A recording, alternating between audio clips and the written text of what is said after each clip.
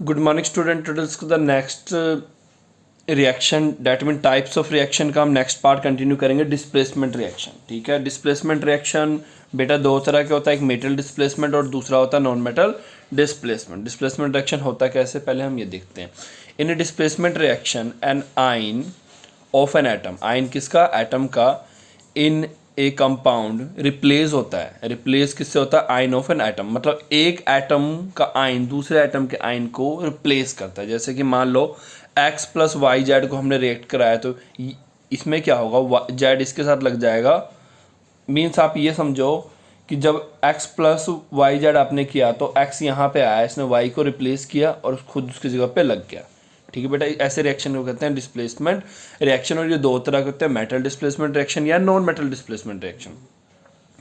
Metal displacement reaction, a metal displacement, a metal in a compound can displace by the another metal in a uncombined state. ठीक है बेटा, इसमें क्या होता है, एक metal in a compound can be displace करता है दूसरे मेटल को, जो क्या होता है अनकम्बाइंड स्टेट में होता है। ठीक है, तो हमने बेटा ये पहले ही पढ़ चुके हैं कंबाइंड और अनकम्बाइंड स्टेट वाले मेटल्स कौन से होते हैं, वो पिछले वाले रिएक्शन मैंने आपको बता दिया था। Metal displacement reaction find many application in the metallurgical process. याद रखना, मेटल डिस्प्लेसमेंट रिएक्शन इसके कई सारे एप्लीकेशन है मेटलर्जिकल प्रोसेस में, इन विच इसमें क्या होता है, प्योर मेटल हमें ऑब्टेन होता है किससे, इसके कंपाउंड्स इन द ओर से, इनके ओर से। ठीक है, जैसे कि अगर मैं एग्जांपल के लिए बताऊं, कॉपर सल्फेट है। ठीक है बेटा, कॉपर सल्फेट को जब आपने जिंक से कराया, तो ये बेटा ऊपर ऑक्सीडेशन स्टेट दिए हुए हैं, ये आपको पता है कैसे निकालना है। ठीक है, अब मैं बार बार ये नहीं समझाऊंगा आपको।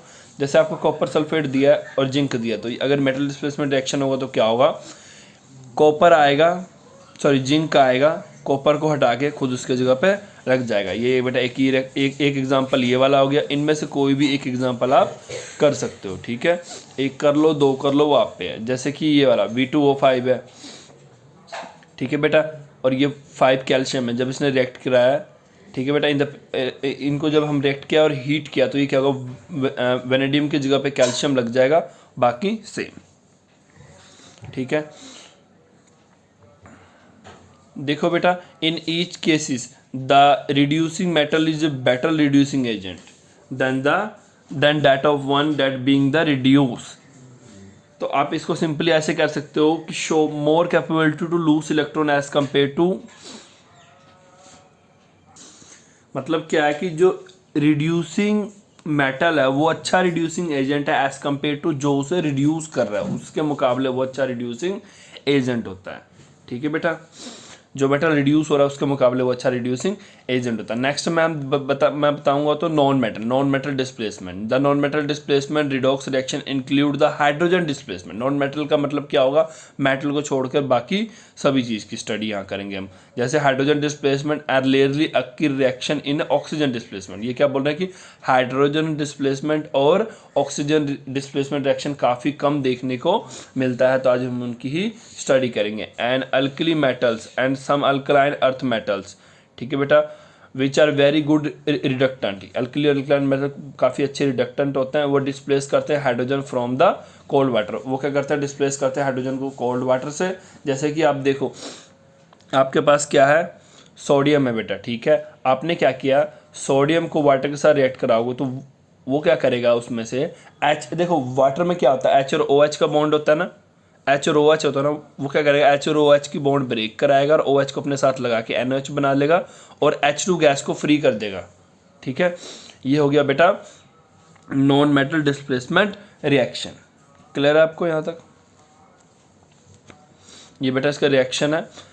Less active metal such as magnesium और iron react with steam to produce the hydrogen gas. जो ये तो बेटा सोडियम और कैल्शियम रिएक्टिव मेटल थे। अगर लेस रिएक्टिव की बात करें तो वो क्या करता है, स्टीम ऑफ वाटर से, आपको पता है ना, वाटर के भाप से उनसे रिएक्ट कर, उनके प्रेजेंस में ये रिएक्शन करता है। और हमें ये देखो यहाँ पे भी सेम वही हुआ, वाटर OH में H और OH में ब्रेक हुआ, OH इसके साथ लगा, ये प्रोडक्ट बनाया हमारे पास, और H2 गैस रिमूव होगा, और इसमें हर सब में H2 गैस की रिमूवल होगी। ठीक है, many metal including,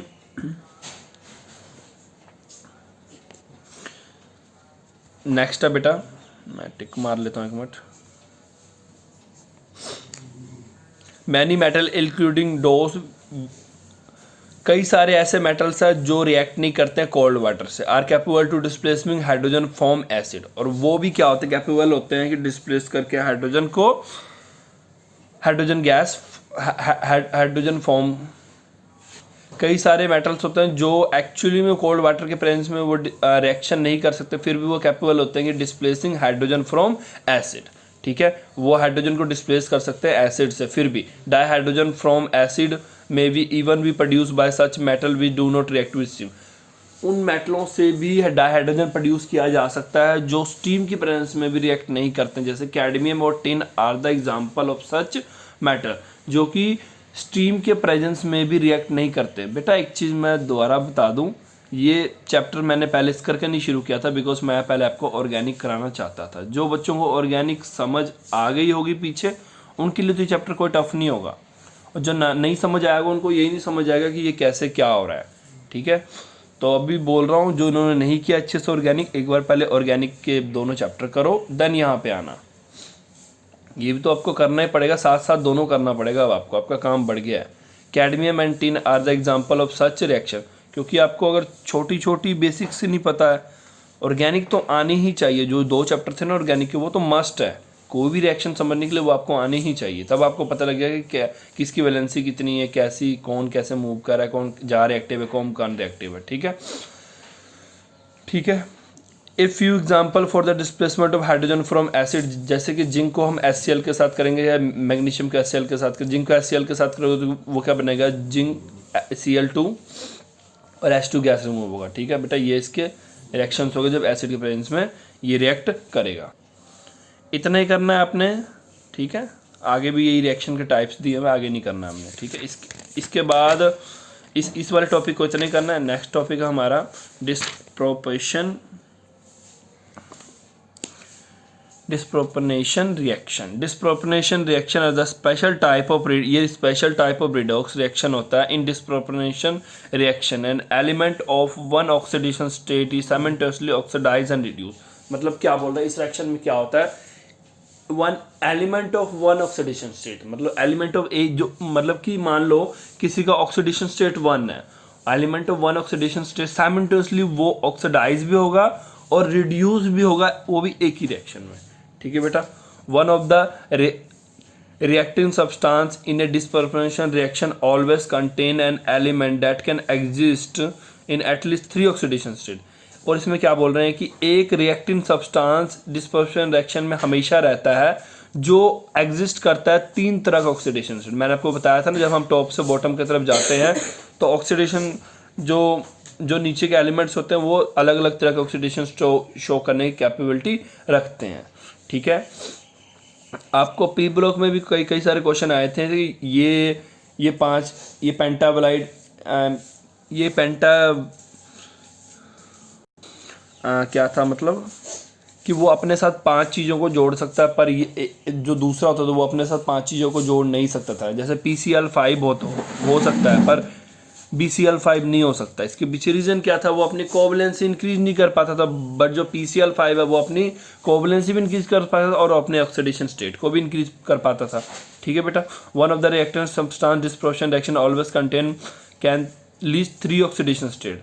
the element in the form of reactant substance, वो एलिमेंट जो रिएक्टेंट सब्सटेंस के फॉर्म में होता है in intermediate oxidation state and the both higher and lower oxidation state. देखो बेटा 3 ऑक्सीडेशन स्टेट होगा तो एक क्या होगा, मान लो 1 है, 2 है, 3 ऑक्सीडेशन स्टेट है। 2 क्या होगा इंटरमीडिएट, 1 क्या होगा लोअर, 3 क्या होगा हायर ऑक्सीडेशन स्टेट। ठीक है, तो इसमें क्या बोल रहा है, the element in the form of reacting substance in the intermediate oxidation state and both lower and higher oxidation state of element are form in the reaction. इसमें क्या बोल रहे हैं कि हायर और लोअर 2 तरह के ऑक्सीडेशन स्टेट वाले कंपाउंड इस रिएक्शन में बनते हैं। The decomposition of hydrogen peroxide is familiar example of reaction. अगर हम देखो बेटा decomposition reaction of hydrogen peroxide एक इसका रिएक्शन, जैसे H2O2 में अगर हम बात करें तो इसका भी H2O2 में अगर आप बात करोगे तो हाइड्रोजन का भी ऑक्सीडेशन स्टेट +1 है और क्या है ऑक्सीजन का भी ऑक्सीडेशन स्टेट +1 है। वही आप हम क्या करते हैं उसको जब हम रिएक्शन कराते हैं, डीकम्पोजिशन रिएक्शन कराते हैं, तो आपको 2 तरह के प्रोडक्ट बनेगा। अब ध्यान देखो इसमें तीन ऑक्सीडेशन स्टेट वाले प्रोडक्ट बन रहे हैं। ऑक्सीजन जीरो वाला, हाइड्रोजन, अब ऑक्सीजन सॉरी दो ऑक्सीजन स्टेट वाले प्रोडक्ट बन रहे हैं, क्योंकि ध्यान से अगर देखोगे तो ये दो हाइड्रोजन है, एक है तो एक, दो हो गया ना। तो ये हमारे पास दो तरह के प्रोडक्ट बन रहे हैं, एक वाटर वाला, एक ये वाला। एक में देखो ऑक्सीजन स्टेट क्या है, -2, और हाइड्रोजन का +1, और इसका क्या है 0। ठीक है, क्लियर है आपको ये रिएक्शन। हिंस हेयर क्या है, अब ध्यान से देखो, यहाँ पे समझने वाली बात क्या है कि हाइड्रोजन परऑक्साइड का जो ऑक्सीजन स्टेट होता है, हाइड्रोजन परऑक्साइड में कोई भी ऑक्सीजन होगा उसका ऑक्सीजन स्टेट -1 होगा। ठीक है, और जब रिएक्शन हुआ तो वो किस में कन्वर्ट हो गया, -1 से 0 में कन्वर्ट हो गया है। ठीक है, और देखो -1 से 0 में कन्वर्ट होने का मतलब क्या है कि उसकी ऑक्सीडेशन स्टेट -2 रिड्यूस हुआ है, -2 कम हुआ है रिएक्शन के टाइम में। ठीक है, फॉस्फोरस, सल्फर और chlorine undergo dispersion reaction in alkyne medium. जैसे फॉस्फोरस हो गया, इसको आपने इसके साथ रिएक्ट करा और वाटर के साथ रिएक्ट करा तो आपके पास क्या बनेगा, यहाँ फॉस्फोरस का ऑक्सीजन स्टेट 0 है, यहाँ पे जैसे रिएक्ट करेगा तो -3 हो जाएगा। ठीक है, तो इसका मतलब ध्यान से देखो कि यहाँ से यहाँ आते हुए ऑक्सीडेशन स्टेट 3 चेंज हुआ है, 0 से -3 में जाकर चेंज हुआ है। ठीक है, इसी तरह अगर सल्फर का देखोगे तो 2 चेंज हुआ, क्लोरीन का 1 चेंज हुआ। ठीक है,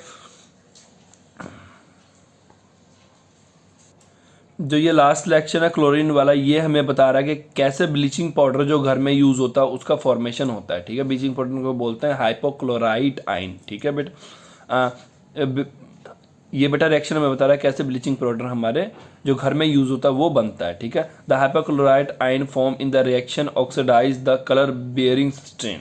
ये क्या करता है, ऑक्सीडाइज करता है कलर बेयरिंग स्ट्रेन्स को of the substance to the colourless compound. Colour bearing substance को कलरलेस कंपाउंड में चेंज करने में हेल्पफुल होता है। ठीक है, आप जो अपने पेपर अपने कॉपियाँ यूज़ करते हो, जो कॉपी का पेज जितना ज़्यादा वाइट है इसका मतलब समझो उस पर उतना ज़्यादा ब्लीचिंग पाउडर यूज़ किया गया है। ठीक है, क्लियर है। ये रिएक्शन ये वाला हमने बेटा इतना ही करना है। ठीक है, ओके बेटा, थैंक यू फॉर टुडे।